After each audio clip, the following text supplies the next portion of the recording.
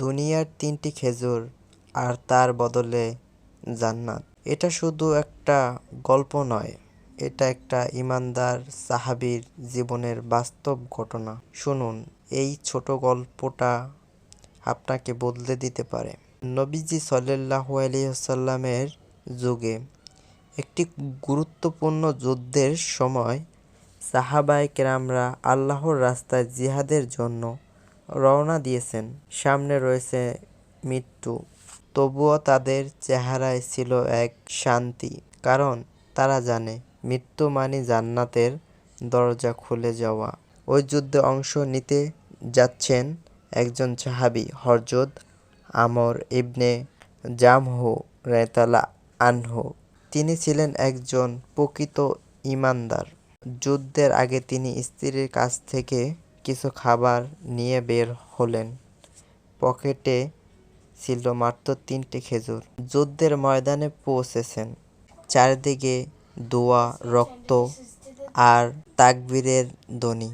তিনি খেজুরগুলো বের করলেন, একটু খেতে চেষ্টা করলেন শক্তি পাওয়ার জন্য।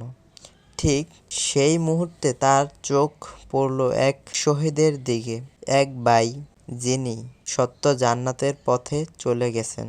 হযরত আমর রাদিয়াল্লাহু আনহু নিজেকে নিজেই বললেন, আমি কি এখন বসে খেজুর খাবো? আর আমার ভাই শহীদ হয়ে জান্নাতে পৌঁছে গেল। জান্নাত তো আমার সামনে, আমি দেরি করতেছি কেন ৩টি খেজুর খেতে? তিনি সঙ্গে সঙ্গে খেজুরগুলো ফেলে দিলেন মাটিতে আর তরবারি হাতে নিয়ে ঝাঁপিয়ে পড়লেন যুদ্ধে। কিছুক্ষণ পর তিনিও শহীদ হলেন। জান্নাত তাকে ডাকছিল, আর তিনি দৌড়ে পৌঁছে গেলেন জান্নাতের দিকে। ভাই ও বোনেরা, এই গল্প আমাদের শিক্ষা দেয়, যারা আল্লাহকে ভালোবাসে তারা দুনিয়ার ক্ষণিকের আরাম আয়েশকে তুচ্ছ মনে করে। সাহাবীদের কাছে জান্নাত ছিল কল্পনা নয়, বাস্তব।